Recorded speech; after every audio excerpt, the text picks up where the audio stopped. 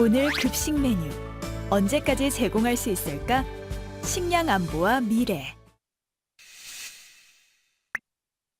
강원도산 감자 사라진다. 강원도 특산물로 알려진 감자가 재배 면적이 감소하고 있습니다. 가공용 수요 증가로 수입 의존도가 높아지면서 갈수록 생산량이 줄어들고 있기 때문입니다.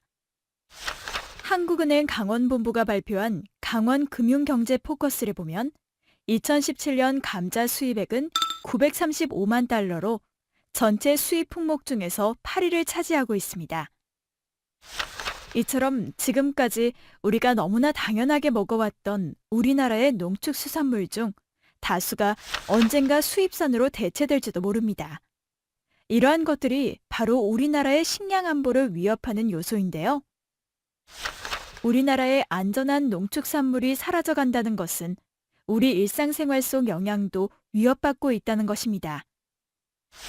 그렇다면 식량 안보란 무엇이고 우리나라의 식량 안보 현황은 어떠한지, 또 식량 안보와 영양은 어떠한 관계가 있는지를 살펴보도록 하겠습니다.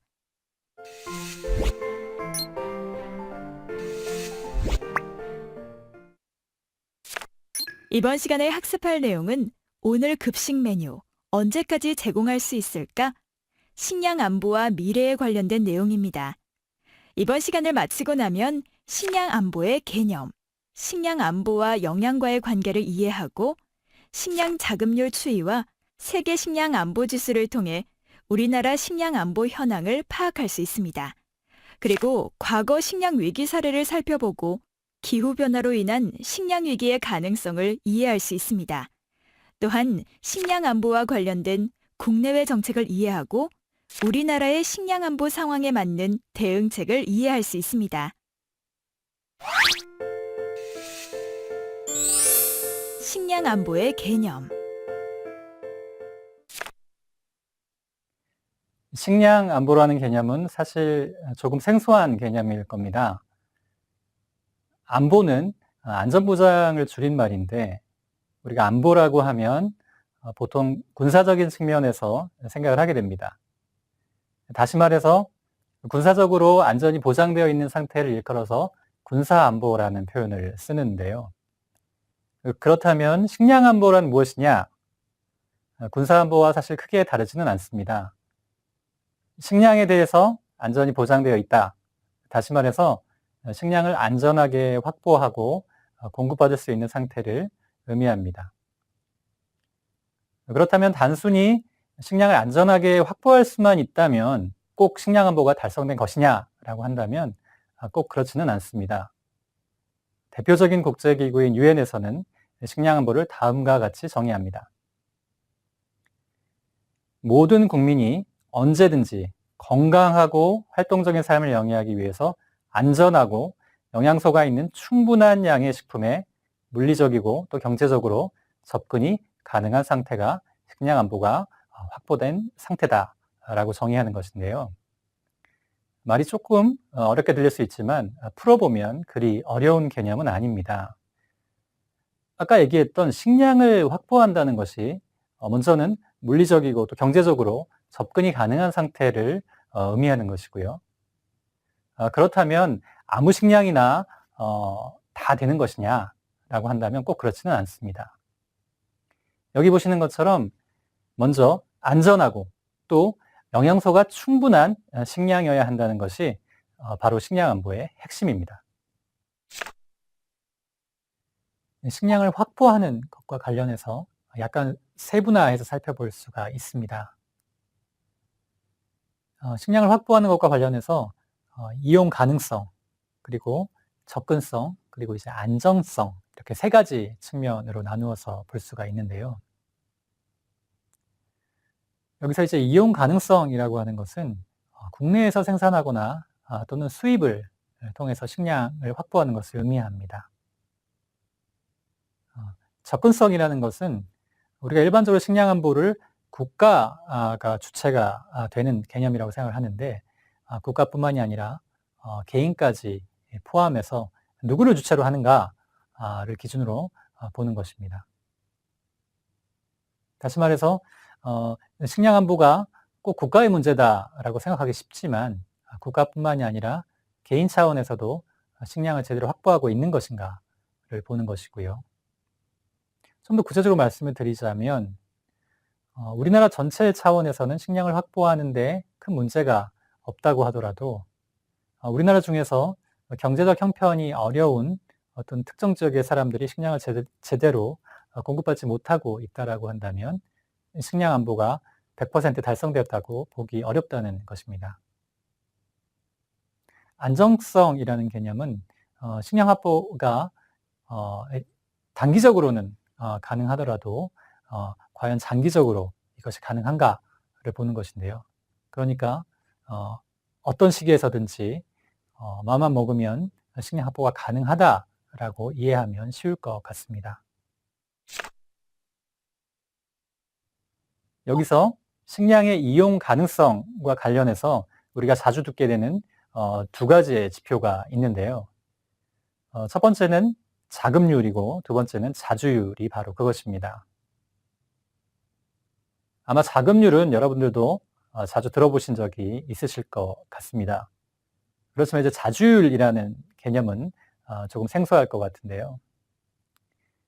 자급률은 아시는 것처럼 국내에서 소비되는 전체 식량의 양 중에서 과연 어느 정도가 국내에서 생산이 되고 있는가 하는가를 비율로 나타낸 지표입니다.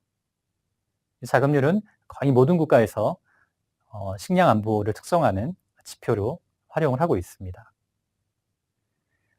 그런데 우리나라에서 한때 많이 사용했던 지표가 있는데 바로 자주율이라는 또 다른 식량 안보의 지표입니다. 여기서 자주율은 국내 생산이라는 개념을 조금 더 폭넓게 해석합니다. 아까 자급률에서는 국내에서 생산한 것만을 포함했지만 여기서 자주율에서는 국내에서 생산한 것뿐만이 아니라 우리나라 기업이 해외에서 생산하고 또 유통하는 물량까지도 국내 생산으로 간주합니다. 왜냐하면 정말 국가가 유사시에는 이런 물량도 국내로 반입할 수 있다라고 가정하기 때문에 자급률을 계측할 때 이 물량까지 같이 포함해서 측정하는 것이 자주율의 개념입니다. 실제로 우리 정부는 이렇게 자주율을 중요시하는 관점에서 2011년부터 2013년 동안에 우리가 수입을 많이 하고 있는 밀, 콩, 그리고 옥수수와 같은 주요 곡물을 국내에 안정적으로 도입하기 위해서 국가 곡물 조달 시스템 구축 사업이라는 것을 시행을 했었습니다. AT라는 공사를 중심으로 해서 또 민간 기업들이 두 개 정도 이렇게 연합해서 곡물 유통 회사를 설립했었는데요. 결과적으로 높은 진입 장벽 때문에 별다른 성과를 내지는 못했습니다. 그래서 그 이후로는 이 곡물 자주율을 제고하기 위한 정책도 사실은 동력을 상실했다고 할 수가 있는데요. 우리가 여기서 할 수 있는 것은 세계 곡물 시장이라는 것이 이렇게 진입하는 것이 만만치 않은 시장이라는 것을 알 수가 있었습니다. 2000년대 초반까지는 국제 곡물 가격이 안정적인 추세를 보이고 있었습니다. 그러다 보니까 국가나 개인 차원에서 식량을 얼마나 잘 구매할 수 있는가 여부를 파악하는 식량의 접근성을 중심으로 식량 안보에 대한 논의가 진행되었습니다. 개별 가구나 국가가 식량을 구입할 수 있는 경제력을 갖추는 것에 주안점을 두었던 것인데요. 다시 말해서 돈이 있으면 식량은 언제라도 살 수 있는 것이 아니냐라는 생각이 주를 이루고 있었던 것입니다. 그런데 1995년에 세계무역협정이라고 할 수 있는 WTO 협정이 체결되고 농산물 분야에서도 무역 자유화가 확대되었습니다. 바로 이렇기 때문에 무역 자유화가 확대가 되어서 이제 경제력만 갖추면 이렇게 식량을 살 수 있다라는 그런 분위기가 확산이 되었던 것인데요. 그렇지만 한편으로는 이런 무역 자유화로 인해서 자국의 농업이 축소될 것이라는 위기감을 느낀 그런 농민단체들이 많았습니다. 세계 각국의 농민들은 무역 자유화가 더 진행되면 진행될수록 아무래도 자국의 농업이 좀 축소되지 않을 것인가라는 우려를 했던 것인데요. 그 중에서 농민단체들이 연합해서 국제농민단체를 만들었습니다. 비아 캠페시나라는 농민단체인데요. 1993년에 결성되었고 2018년 3월 기준으로 81개국 그리고 182개의 농민단체가 소속된 정말 범세계적인 농민 조직입니다.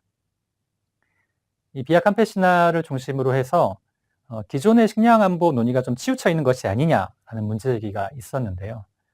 다시 말해서 무역 자유화를 더욱더 진전시키면 식량에 대한 접근성이 향상되고 식량 안보가 확보돼 있다라고 하는 것은 지나친 주장이다라는 것입니다. 비아 캠페시나는 그 대안으로 각국의 식량 정책이 자국의 생산자와 소비자가 중심이 되어서 주체적으로 결정되어야 한다는 식량 주권 개념을 주장을 했습니다. 이러한 식량 주권 개념도 안전한 농산물을 충분히 그리고 또 안정적으로 공급해야 한다는 측면에서는 식량 안보와 궤를 같이 한다고 할 수 있습니다. 다만 비아 캠페시나와 같은 농민단체들은 식량 주권을 좀 다른 쪽으로 좀 정의를 하는데요. 각 국가들이 문화적으로 또 그리고 생산적인 다양성을 존중하면서 기본적인 먹을거리를 생산할 수 있는 생산 능력을 유지시키고 또 발전시킬 수 있는 권리라고 정의합니다. 그리고 그러기 위해서는 국내 생산과 국내 농업 생산의 기반이 반드시 유지되어야 한다라고 강조하고 있습니다. 식량 주권이라는 개념이 사실 잘 감이 안 오실 수 있는데요. 조금 보충 설명을 드리겠습니다. 우리는 흔히 한 국가의 식량 정책은 그 국가가 자율적으로 결정할 수 있다라고 생각하는데요. 물론 맞는 말입니다. 그렇지만 한편으로는 한 국가의 식량 정책은 사실 국제적인 규범에 의해서 때로는 제약을 받기도 합니다. 우리나라에서 있었던 실제 사례인데요. 2005년에 전라북도 의회가 한 조례를 정했습니다. 이것이 결과적으로 대법원에서 위법이라는 판정을 받았는데요. 이것이 뭐냐면 전라북도에서 생산되는 농수축산물을 우수 농산물이다라고 정의하고 전북도 내에 있는 초등학교, 중학교, 고등학교에서 실시하는 그 학교 급식에 지역의 농산물을 우선적으로 사용하도록 하겠다라는 조례였습니다. 이것이 대법원에서 이제 위법이라고 판정이 난 것인데요. 왜냐하면 수입산 농산물을 오히려 차별했다는 것입니다. 우리는 1995년에 WTO 협정이라는 국제무역협정에 가입했고 WTO는 수입산과 국산을 차별하지 말라라고 하는 원칙을 강조합니다. 바로 이 원칙에 위배됐다는 것인데요. 다행히 결과적으로 이러한 제약은 2012년에 해결이 됐습니다. 우리 정부가 WTO 협정 중에 아직 가입하지 않았던 정부조달협정이라는 협정에 가입함으로써 우리나라 급식에 대해서는 예외를 인정받게 됐습니다. 그래서 이제 급식에 한해서는 국산 농산물을 우선적으로 구입할 수 있게 됐습니다. 이런 것처럼 생각보다 우리나라의 식량 정책이 외부의 그런 규정 등에 의해서 영향을 받을 수 있다는 것입니다. 그래서 이 비아 캠페시나 같은 농민단체들은 이런 측면에서 자기 나라의 식량 정책은 최소한 자기 나라 정부 또 자기 나라 국민과 또 농민들이 결정할 수 있어야 한다고 주장한 것인데요. 그래서 식량 주권의 요소를 좀 자세히 정의를 했습니다. 6가지로 나누어서 정의했는데요. 2007년에 닐레니 선언에서 이 6가지 요소를 제시를 했습니다. 첫 번째는 식량에 대한 권리를 정책 중심으로 설정한다 것이고, 두 번째는 생산자에 대한 가치를 부여해야 된다는 것이고, 세 번째는 식량 시스템을 지역화하자. 네 번째는 자연 자원의 사유화를 최대한 지향한다. 그리고 식량 공급업자에 대한 통제력을 강화해야 된다는 것이고요. 마지막으로는 전통적인 농업 지식과 기술을 진흥시키고 자연 친화적인 농업을 더욱더 발전시키자는 것입니다. 2007년과 2008년 사이에 국제 식량 가격이 폭등했습니다. 그러다 보니까 수출국들은 수출 금지 조치까지 내린 그런 사례들이 있었는데요. 이런 경험을 하면서 언제든지 식량을 안정적으로 확보할 수 있다는 그 식량의 안정성에 대한 관심도가 높아지기 시작했습니다. 세계 식량 가격이 어느 정도 올랐냐고 하면 2002년부터 2004년 사이에 그 가격을 저희가 기준가격으로 보는데요. 그래서 이때 기준가격을 100이라고 했을 때 2007년부터 2008년 기간 중에 무려 225.8 수준까지 상승했습니다. 그리고 2011년에는 한때 240.1 수준까지 상승했습니다. 그러니까 2002년부터 4년 사이에 그 가격보다 2배 이상 단기간에 이렇게 상승을 한 것인데요. 이렇게 가격만 상승했던 것은 아닙니다. 아까도 말씀드린 것처럼 이 기간 중에 아예 식량 수출을 금지해버린 국가도 있었습니다. 대표적으로는 주로 밀을 수출하던 러시아와 우크라이나가 그 예인데요. 러시아는 밀 수출국 중에서 세계 3위 정도 되는 대국입니다. 우크라이나 역시 세계 6위의 밀 수출국이고요. 이렇게 밀을 많이 수출하던 나라들이 그 곡물 가격이 급등했던 2007년부터 2008년 기간 중에 밀 수출을 아예 금지하는 조치를 취했습니다. 일반적으로 이제 수출을 제재하는 조치들은 세 가지 정도로 나누어지는데요. 먼저는 이제 수출세를 인상하는 것이 있고, 두 번째는 수출하는 양을 제한하는 방식이 있습니다. 이 러시아와 우크라이나가 취했던 수출 금지라는 것은 사실 마지막 단계, 3단계라고 할 수 있는데 가장 강력한 그런 수출 제재 조치입니다. 그렇다면 수출국들은 왜 이런 조치를 취했던 것일까요? 단순히 식량 수출국들이 이기적이기 때문에 이런 조치를 취했다고 보기는 사실 어렵습니다. 결론부터 말씀드리면 식량 가격이 이렇게 급등한다는 것은 그 식량 수출국 입장에서도 그 식량의 작황이 좋지 않다는 것인데요. 그런 경우에는 식량을 수출하던 국가들도 사실 식량이 모자라게 됩니다. 이 그래프를 보시면 식량 가격이 폭등했던 2007년에서 2008년 기간 중에 수출 제재 조치를 취했던 국가들의 농산물 가격 상승률이 나와 있습니다. 그리고 수출 제재 조치를 취하지 않았던 국가들의 농산물 가격 상승률이 그 오른쪽에 제시가 되어 있는데요. 보시는 것처럼 아무래도 이제 수출 제재 조치를 취했던 국가들의 상승률이 낮게 나타납니다. 속된 말로 우리가 먹을 것도 부족한데 수출을 못하겠다는 것이죠. 이것을 단순히 이기적이라고 비난하기는 좀 어려울 것입니다. 이처럼 식량 수출국들도 자국의 식량 가격 안정을 위해서 수출 제한 조치를 실시했던 것입니다. 이렇게 수출 제한 조치를 취할 경우에 WTO 협정에서는 수입 국가에 미리 통보하고 또 협의할 것을 규정하고 있습니다.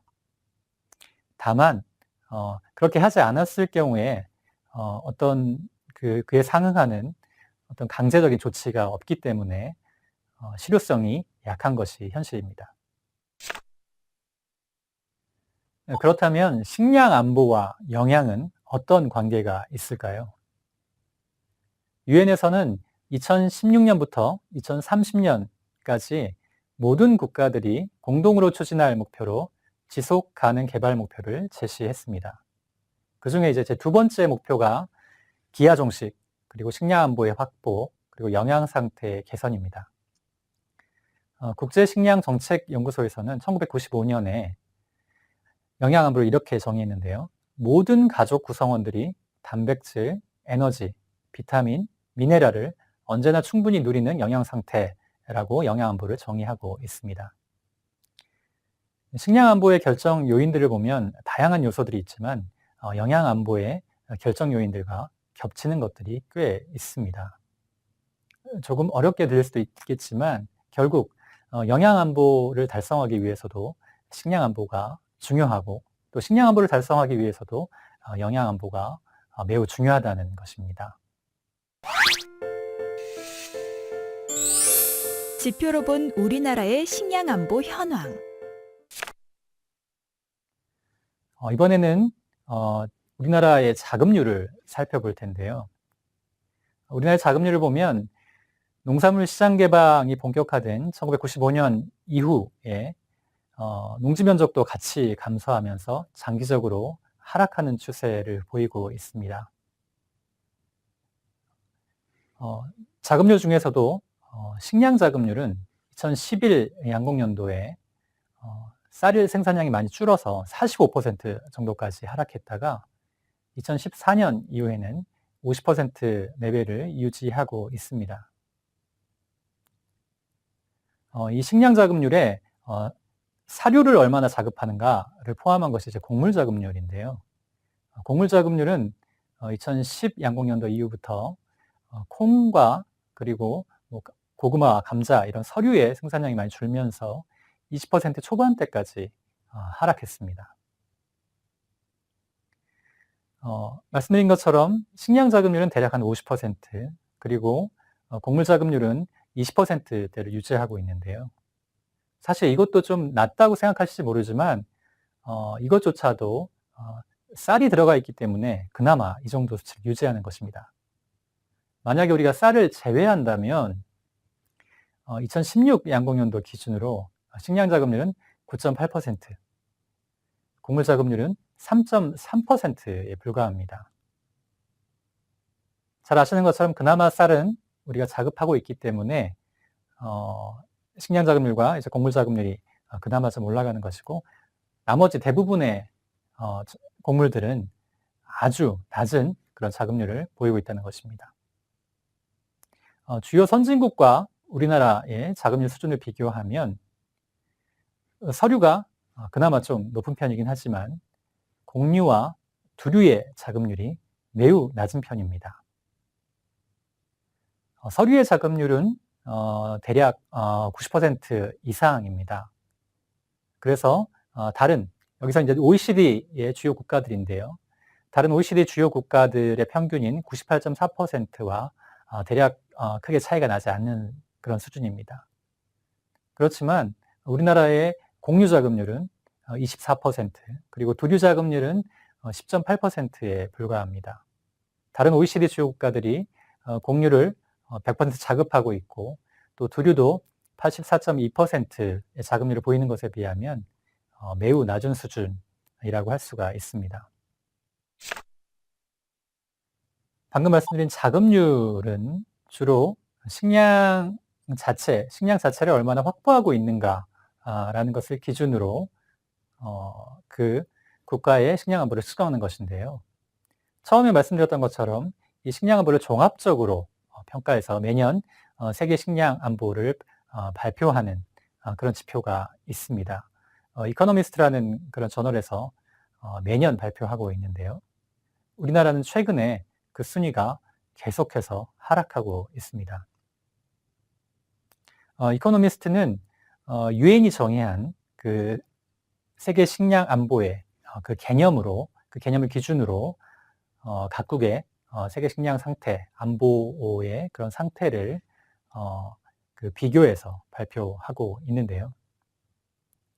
처음에도 말씀드린 것처럼 단순히 식량을 제대로 공급하고 있는가 뿐만이 아니라 그 식량의 영양 품질 상태, 그리고 식품의 안전적인 측면도 함께 고려됩니다. 우리나라의 순위는 20위권 중반대입니다. 그래서 우리의 경제력 규모와 비교할 때 사실 높지 않는 수준인데요. 더욱이 문제가 되는 것은 최근 순위가 하락하고 있다는 것도 문제입니다. 구체적으로 보면 우리나라는 대체로 빈곤선 이하의 인구 비중이 있고, 그리고 식품 안전망이 나름 갖춰져 있다는 측면에서는 조금 높은 점수를 획득하고 있습니다. 그렇지만 아까도 말씀드린 농산물의 자유로운 무역 자유화 관점에서는 수입 관세율이 좀 높다는 측면과, 그리고 좀 자금률이 낮다는 측면에서 낮은 평가를 받고 있습니다. 과거 식량 위기 사례와 향후 식량 위기 가능성. 그렇다면 과연 식량 위기는 어느 정도 있었는가 하는 걸 우리가 좀 볼 텐데요. 20세기 이후에 식량 부족으로 가격이 폭등한 경우는 1910년대 그리고 40년대에 세계대전에 의한 것이 대표적인 경우였습니다. 그리고 전쟁이 아니더라도 1970년대에 중동의 오일 쇼크가 일어나면서 그때 식량 가격이 함께 상승했던 적이 있고요. 아까도 말씀드린 2007년과 2008년 기간 중에 그 농산물 가격이 워낙 올라서 에그플레이션이라는 새로운 그런 신조어가 만들어지기도 했습니다. 대체로 약 30년 주기로 4차례 식량 위기가 발생했고, 이 식량 위기를 극복하는데 대략 10년의 기간이 소요됐습니다. 우리나라에 한정해서 보자면 우리나라는 한국전쟁이 일어난 이후에 1960년대까지는 식량이 많이 부족한 그런 상황이 이어졌습니다. 그런 보릿고개라는 말 다 들어보셨을 것 같은데요. 그 정도로 우리는 식량이 많이 부족했던 시기가 있었습니다. 그랬던 우리나라가 쌀을 자급하게 된 것이 겨우 1977년에 이르러서입니다. 그런데 1980년에 극심한 냉해가 있었고요. 그로 인해서 쌀 생산량이 그 전년도에 비하면 절반 수준까지 떨어졌습니다. 1997년 외환위기 때는 우리가 대외 신용도가 추락하면서 그 달러가 많이 부족하게 됐고, 그러다 보니까 이제 사료곡물의 수입이 일시적으로 중단된 적이 있습니다. 실제로 그래서 상당수의 가축이 아사하기도 하는 그런 경우도 있었고요. 이웃 일본에서도 비슷한 경우가 있었습니다. 사실 일본같이 경제력이 좋은 국가의 경우에는 특별히 문제가 없을 것 같지만, 사실 일본도 비슷하게 그런 식량 위기를 경험한 적이 있습니다. 1993년에 일본에서 대규모 냉해가 발생을 했는데요. 그래서 농산물 작황이 예년에 74% 수준까지 떨어졌습니다. 일본이 대략 한 해에 우리가 먹는 쌀이 한 2배 정도를 생산을 하는데요. 우리가 대략 현재 한 400만 톤 정도를 한 해에 소비하고 있습니다. 그런데 그렇게 그 냉해가 크게 나다 보니까 그 해에 대략 255만 톤의 쌀을 태국 그리고 미국, 중국으로부터 긴급하게 수입을 했습니다. 이렇게 경제력이 풍부한 일본의 경우에도 이렇게 식량 위기를 겪었던 적이 있고요. 필리핀의 사례는 좀 독특하다고 할 수가 있습니다. 왜냐하면 필리핀은 자급률을 대략 한 80% 중반대를 유지하고 있었습니다. 그런데 2007년에서 2008년 기간 중에 쌀 수입 가격이 3배 이상 폭등을 했고, 그로 인해서 국내산 쌀 가격도 최대 50% 이상 상승했습니다. 이렇게 당시에 필리핀이 80%가 넘는 자급률을 확보하고 있었는데도 왜 이런 문제가 발생했냐는 것을 좀 더 구체적으로 살펴보면 당시의 세계 쌀 작황은 양호한 편이었다고 합니다. 그런데 인도가 밀 작황이 좀 안 좋았고요. 그것 때문에 자국의 쌀 수출을 금지했습니다. 그리고 또 베트남이 냉해가 발생할 것을 우려해서 쌀 수출을 금지했습니다. 그러다 보니까 이제 그 국제 쌀 가격이 갑자기 급등하기 시작했던 것인데요. 필리핀은 말씀드렸던 것처럼 쌀 자급률이 80% 중반대를 유지하고 있었지만 이 쌀 시장이라는 것이 국가 간 교역량이 많지 않은 그런 시장이어서 단기간에 그렇게 충격을 받게 되었던 것입니다.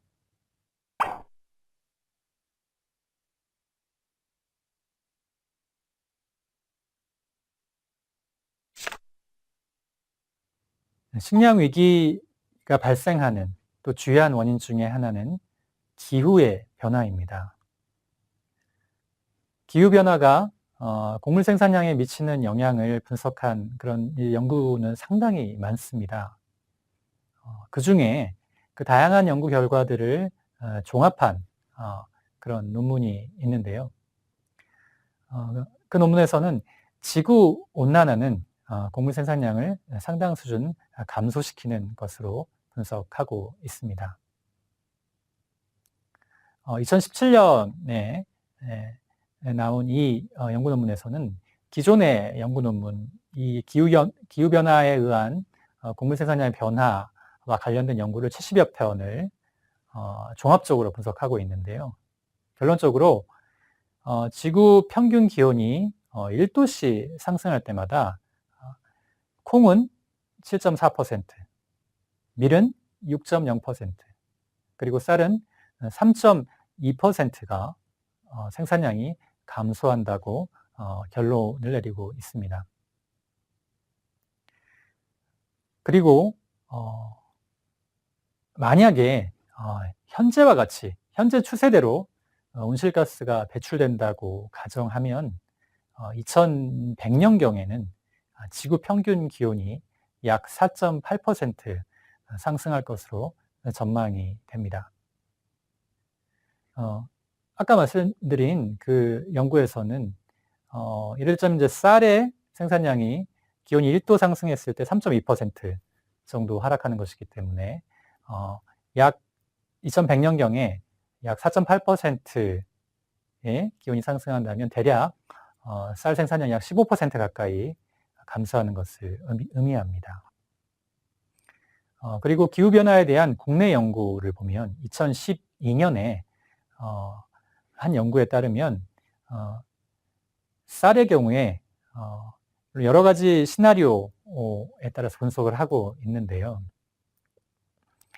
기후변화로 인해서 쌀 단수가 감소하는 그런 가정을 하면 2050년에는 최대 55%, 그리고 기후가 그나마 좀 좋은 것을 가정하더라도 78.3% 수준까지 쌀 자급률이 하락할 것으로 예상하고 있습니다.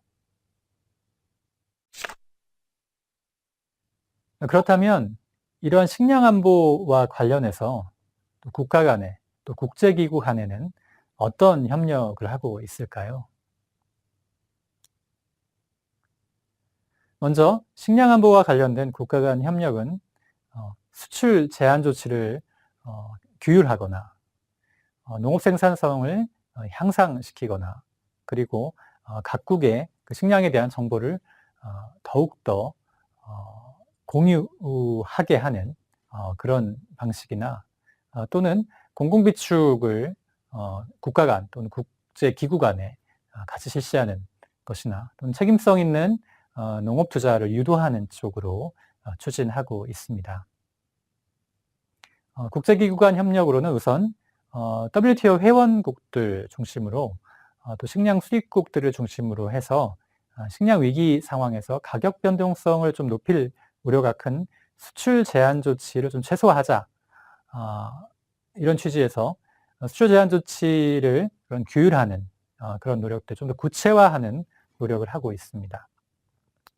기존의 WTO 협정에서도 식량 수출을 제한하는 것에 대해서는 나름의 규율이 있기는 있습니다. 수입국에 수출 제재 조치를 취할 것을 미리 통보하고 또 협의를 통해서 이러한 조치를 실시해야 하는데요. 그렇지만 그렇게 하지 않았을 경우에 이 수출국을 규율할 그런 어떤 강제적인 수단이 갖추어져 있지 않습니다. 그러다 보니까 실효성이 낮은 문제점이 있는데요. 그렇기 때문에 최근에는 이렇게 수출 제한 조치를 취할 때 어떤 구체적인 그런 제약들, 구체적으로 이행해야 되는 것들을 정하자라는 그런 논의가 진행되고 있고, 예를 들자면 수출 제한 조치를 취하더라도 한 3달 정도 미리 알려주자는 것이고요. 그리고 수출 제재 조치를 실시하더라도 최대 1년을 넘지 않게 하자라는 그런 안이 논의되고 있습니다. 그렇지만 식량 수입국 간에도 의견이 일치하지 않는 경우가 있어서 이 협상은 난항을 겪고 있습니다. 그 이외에도 APEC 국가들 간에는 식품 손실, 그래서 이제 푸드로스를 좀 줄이자라는 노력을 좀 하고 있고요. 구체적으로는 2011년에서 12년 기준으로 10%를 감축하자. 그러니까 푸드로스가 나는 것을 10% 감축하자는 것이지요. 이렇게 하면 절대 빈곤층을 해소하는 데 도움이 될 것이다라는 것이고, 이러한 것이 식량 안보 로드맵 2020이라는 그런 운동입니다. 또 식량 안보 및 기후변화 다개년 행동 계획이라는 것이 있는데요.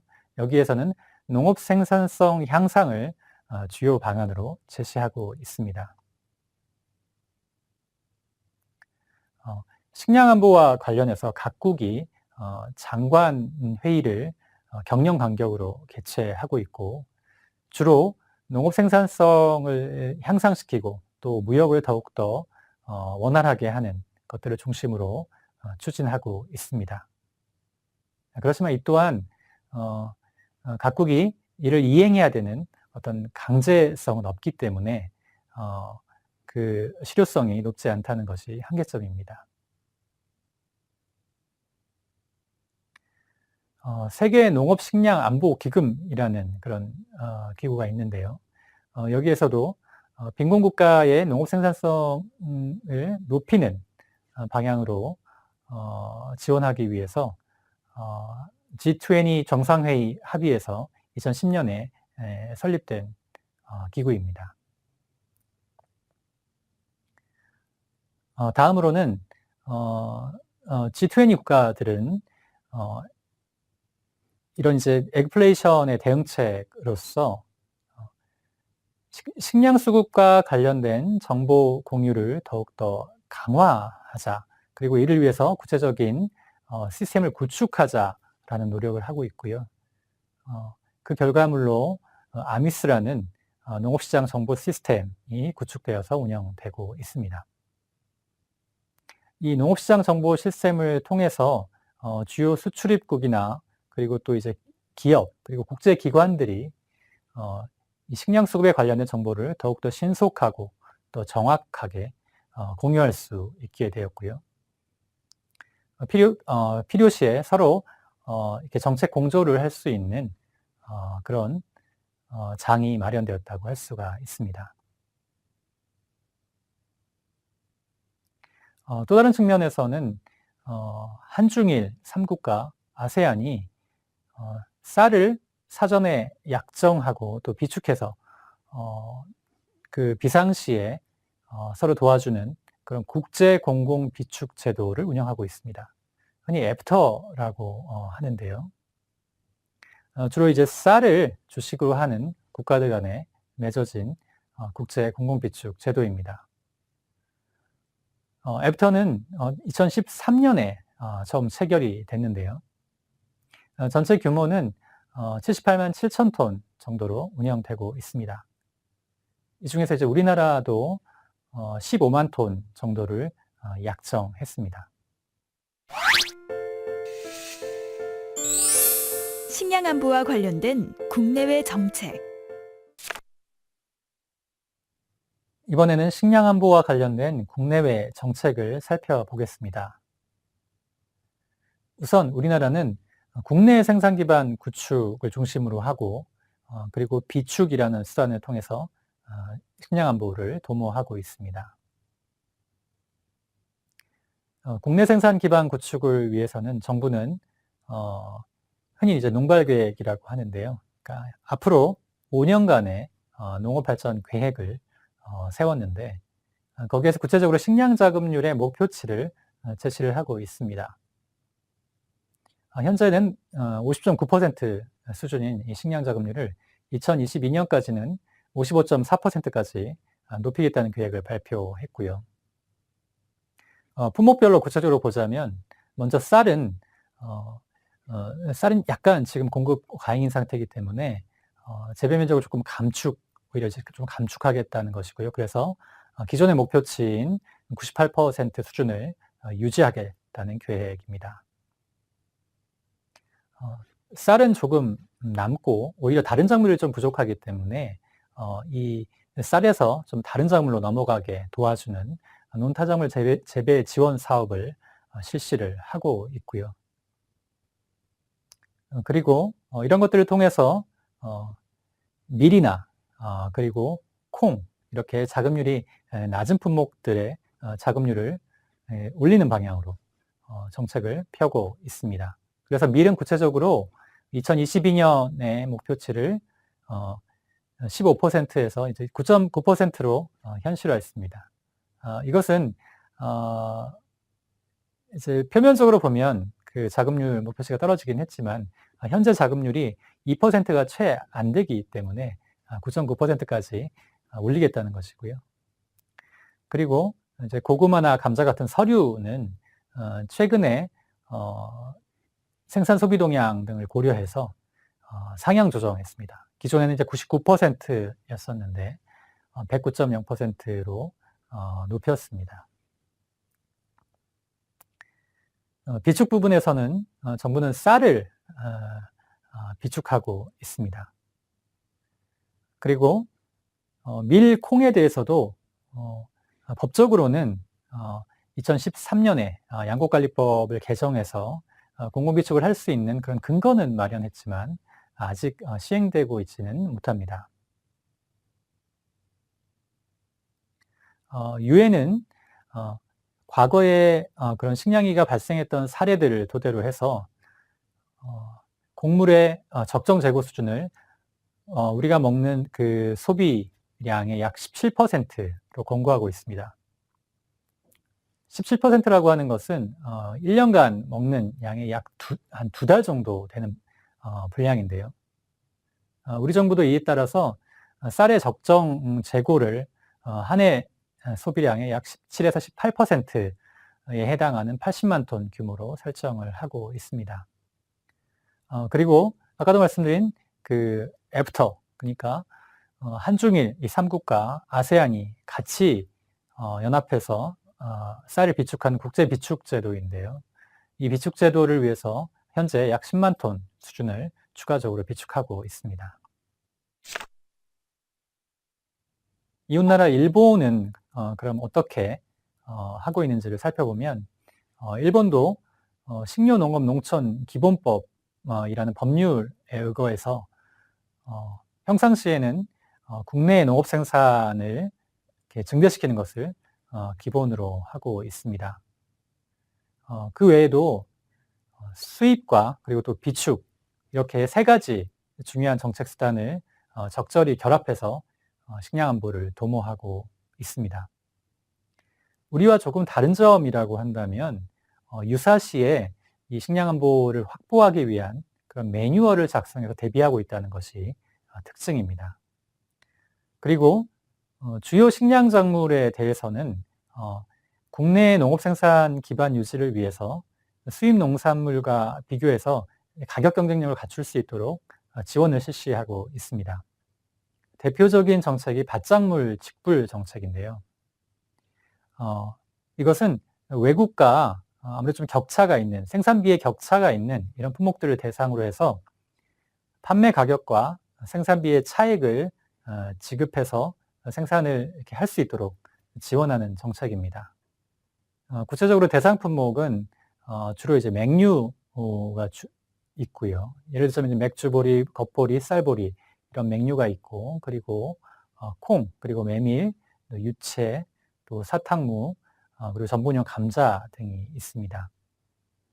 지급 단가는 아까도 말씀드린 것처럼 그 수입산 농산물과 그리고 자국산 농산물의 그 가격 차이를 메꿔주는 그런 수준이고요. 그리고 품질이 좋으면 더 단가를 이렇게 올려주는 그런 방식을 취하고 있습니다. 이러한 정책적 지원을 통해서 식량전문의 자급률이 일정 수준 이상으로 유지되고 있는데요. 아까 이제 우리 밀 자급률이 2%가 채 안 된다라고 말씀을 드렸는데, 일본은 10% 초중반 수준입니다. 일본도 한때 밀 자급률이 7%까지 하락한 적이 있지만, 방금 말씀드린 그러한 정부의 지원 정책에 힘입어서 10% 초중반 수준을 유지하고 있습니다. 일본은 이 외에도 국산 농산물의 소비 확대를 위해서 다양한 측면에서 지원을 실시하고 있는데요. 예를 들어서 쌀을 중심으로 한 일본형 식생활을 보급하거나, 그리고 학교에서 쌀밥 급식을 더 늘리려고 할 때 이를 지원하는 정책을 펴고 있습니다. 그리고 쌀이 영양학적으로 상당히 우수하다라는 그런 사실도 알리기 위해서 여러 가지 지원들을 실시하고 있고요. 좀 구체적으로 말씀을 드리면, 만약에 학교 급식을 실시할 때 쌀밥 급식 횟수를 늘리고 싶다라고 한다면 학교가 정부에 그걸 요청했을 경우에 그 늘어난 만큼, 만약에 일주일에 3번 쌀밥을 주고 있다가 이걸 4번으로 확대를 한다라고 한다면 그 늘어나는 그 경우에 대해서는 무상으로 정부가 쌀을 지원하는 그런 정책을 실시하고 있습니다.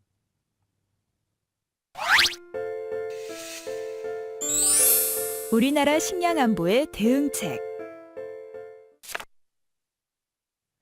우리나라의 식량 안보 상황은 최소한의 국내 생산 기반을 유지하고, 또 그리고 일부는 또 수입을 해서 조달하고 있습니다. 전반적으로 크게 문제가 있는 것은 아니지만 곡물 자급률이 매우 낮기 때문에 아무래도 이제 국제 곡물의 수급 상황에 따라서 그 영향을 크게 받을 수밖에 없는 그런 취약한 구조입니다. 그래서 국제 곡물 가격이 갑자기 오르게 되면 이러한 수입 곡물을 원료로 하는 국내 산업의 생산비가 상승하게 되고, 이로 인해서 결과적으로는 국내 물가가 상승하는 그런 연쇄적인 그런 현상이 일어날 수밖에 없습니다. 특히 우리 국내 축산업이 상당히 좀 취약하다고 할 수가 있는데요. 우리 축산업은 전체 생산비에서 이 사료비가 차지하는 비중이 높고, 그 또 사료를 상당 부분 수입에 의존하고 있습니다. 그렇기 때문에 국제 곡물 가격이 상승하면 수익성이 악화되고, 결과적으로는 축산물 가격이 상승할 수밖에 없는 구조입니다.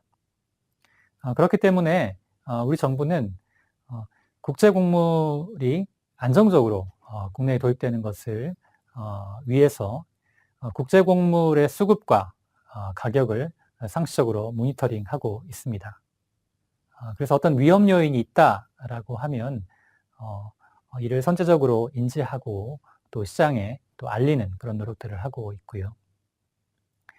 그렇지만 이 국제곡물 시장이라는 것이 자국이 소비하고 남은 양을 수출하는 그런 시장이기 때문에 아무래도 그 변동폭이 심할 수밖에 없습니다. 최근에 가격 변동폭이 이렇게 확대된 것만 봐도 알 수가 있는데요.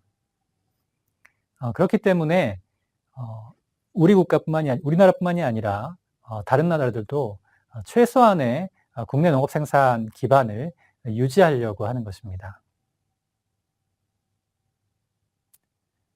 우리가 쌀은 자급하고 있지만 그 이외의 작물들, 그 이외의 식량들은 사실 뭐 서류를 제외하고는 자급률이 매우 낮은 편입니다. 그렇기 때문에 그나마 자급하고 또 조금 그 과잉되고 있는 이 쌀에서 다른 그 식량들로 이렇게 좀 생산이 좀 넘어갈 수 있도록 지원하는 타작물 전환 정책을 실시하고 있고요. 그렇지만 무엇보다 중요한 것은 결국 소비입니다. 정부가 이렇게 최소한의 이제 국내 농업 생산 기반을 유지시키기 위해서 여러 가지 정책적 지원을 하고 있지만 이 지원을 언제까지나 계속 해줄 수는 없기 때문에 결국 국내 소비 기반이 확대되지 않고서는 지속 가능하지 않다는 한계점이 있습니다. 식량 안보와 관련하여 책 한 권 소개해드리겠습니다. 현재 우리는 기술과 경제의 발전으로 먹을거리가 부족한 시대에서 벗어났다고 해도 과언이 아닙니다. 우리나라는 대부분의 식량을 수입에 의존하고 있지만 이를 감당할 만한 경제적 여력이 있기 때문에 크게 문제될 것은 없는 것처럼 보입니다. 그러나 그 많던 쌀과 옥수수는 모두 어디로 갔는가의 저자 월든벨로는 쌀을 수출하던 필리핀이 2008년 초에 왜 엄청난 쌀 부족 사태에 직면하게 되었는지를 설명하고 있습니다. 어제는 우리 아이들에게 풍부하게 공급할 수 있었던 식량을 내일도 충분히 공급할 수 있을지 우리는 곰곰이 따져볼 때입니다. 오늘 학습한 내용을 다시 한번 정리해 보도록 하겠습니다. 먼저 식량 안보란 모든 국민이 언제든지 건강하고 활동적인 삶을 영위하기 위해 안전하고 영양소가 있는 충분한 양의 식품에 물리적, 경제적으로 접근이 가능한 상태를 식량 안보가 존재하는 상태로서 이용 가능성, 접근성, 안정성 등으로 구성되어 있습니다. 이용 가능성과 관련하여 두 가지 지표로 자급률과 자주율이 있는데 자급률은 국내 소비량 중 국내 생산에 의해 충당되는 비율을 나타내는 지표이고 자주율은 국내 기업의 해외 생산, 유통량까지 함께 포함하는 지표를 말합니다. 식량의 접근성과 관련해서는 각국의 식량 정책이 자국 생산자, 소비자에 의해 주체적으로 결정해야 한다는 식량 주권 개념이 있습니다. 식량 안보와 영양과의 관계에서는 영양 안보가 달성되기 위해서는 식량에 대한 접근성, 가용성 등이 전제되어야 하므로 식량 안보는 영양 안보를 달성하기 위한 필요 조건입니다. 다음으로 지표로 본 우리나라의 식량 안보 현황을 보면 자급률 측면에서 농산물 시장 개방과 농지 면적 감소 등의 영향으로 장기적으로 하락 추세를 보이고 있으며 주요 선진국과 비교해도 우리나라 자급률은 서류가 비교적 높은 편이나 곡류와 두류의 자급률이 매우 낮은 편입니다. 더 이코노미스트의 세계 식량 안보 지수는 월드 푸드 서밋이 정의한 식량 안보 개념을 기준으로 하여 각국 간 식량 안보 상태를 비교하여 발표하는데 따라서 전통적인 식량 공급 측면 외에 식량의 영양 품질, 식품 안전 요소 등이 함께 고려됩니다. 우리나라의 순위는 20위권 중반대로 경제력 규모와 비교할 때 높지 않은 수준이며 최근 순위가 하락하고 있는 것이 문제입니다. 다음은 과거 식량위기 사례와 향후 식량위기 가능성으로 20세기 이후 식량 부족으로 가격이 폭등한 경우는 약 30년 주기로 4차례 발생하였고 위기 상황이 재배 면적 확대, 기술 발전 등으로 극복되기까지는 대략 10여 년 기간이 소요되었습니다. 우리나라의 경우 한국전쟁 이후 1960년대까지 식량 공급이 부족한 상황이 이어지다 이후 쌀 자급이 1977년에 달성되었으나 1980년 극심한 냉해로 생산량이 전년의 절반 수준으로 감소하였고 1997년 외환위기 때는 대외 신용도 추락으로 사료 곡물 등의 수입이 일시 중단되어 상당수의 가축이 아사하기도 하였습니다. 일본의 경우 1993년 대규모 냉해로 작황이 예년의 74% 수준으로 급락하며 태국, 미국, 중국 등으로부터 255만 톤의 쌀을 긴급 수입하였습니다.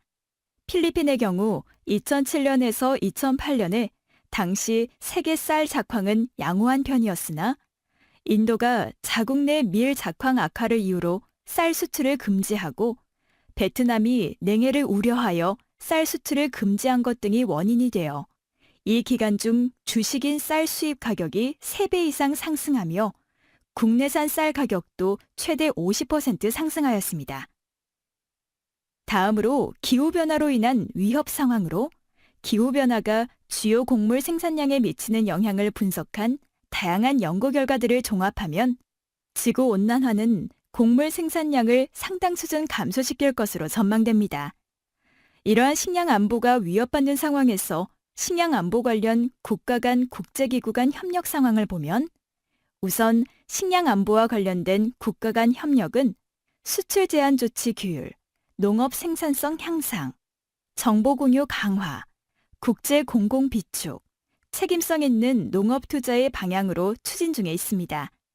국제기구 간 협력으로 WTO 회원국 중 식량 수입국을 중심으로 식량 위기 상황에서 가격 변동성을 높일 우려가 큰 수출 제한 조치의 최소화를 위해 이를 위한 규율을 구체화하려는 노력이 있습니다. 에이펙은 식량 안보 로드맵 2020을 목표로 이를 달성하기 위한 식량 안보 및 기후변화 다개년 행동계획에서 농업 생산성 향상을 주요 방안으로 제시하고 있습니다. 또한 G20 이전의 대응책으로서 국제 식량 수급 관련 정보 공유 강화를 강조하고 이를 위해 농업시장 정보 시스템을 구축 운영하고 있습니다. 한중일 3국과 아세안은 쌀을 사전에 약정, 비축하고 비상시 다양한 방법으로 지원하는 국제 공공비축 제도인 애프터 운용하고 있습니다. 다음으로 우리나라의 식량안보 관련 주요 정책을 보면 국내 생산 기반 구축 측면에서는 2018에서 2022 농업, 농촌 및 식품산업 발전 계획에서 식량 자급률 목표치를 현재의 50.9%에서 22년 55.4%로 높일 계획을 발표하였습니다. 그리고 비축 측면에서 쌀에 대해 공공비축제를 시행하고 쌀 적정 재고 목표를 소비량의 17에서 18%에 해당하는 80만 톤 규모로 설정하며 2014년부터 아세안 플러스 3 국가 간 비상시 쌀 비축 약정 이행을 위해 10만 톤 수준을 추가 비축하고 있습니다. 일본의 식량안전 보장 정책의 경우 식료, 농업, 농촌 기본법에 의거해 평시에는 국내 농업 생산의 증대를 기본으로 하고 수입, 비축의 세 가지 주요한 정책 수단을 적절히 결합하여 식량 안전 보장을 도모하고 유사시에 식량 안전 보장을 확보하기 위한 매뉴얼을 작성해서 대비하고 있습니다. 그리고 주요 식량 작물 등의 국내 농업 생산 기반 유지를 위해 수입 농산물과 비교해 가격 경쟁력을 갖출 수 있도록 지원을 실시하고 있는데 대표적인 정책이 밭작물 직불입니다. 또한 국산 농산물의 소비 확대를 위한 지원을 다양한 측면에서 실시하고 있습니다.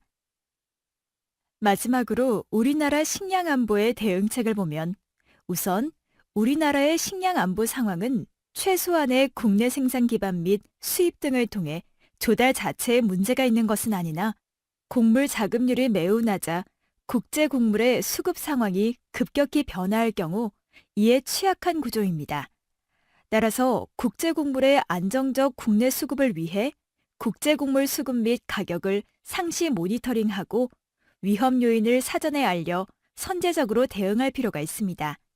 그리고 국제 곡물 시장은 소비하고 남은 양을 수출하는 원시적이고 공급자 중심의 폐쇄적 시장이고 최근 가격의 변동폭도 확대되고 있으므로 이에 대비하기 위해 국내 농업 생산 기반을 일정 수준 이상으로 유지할 필요가 있습니다.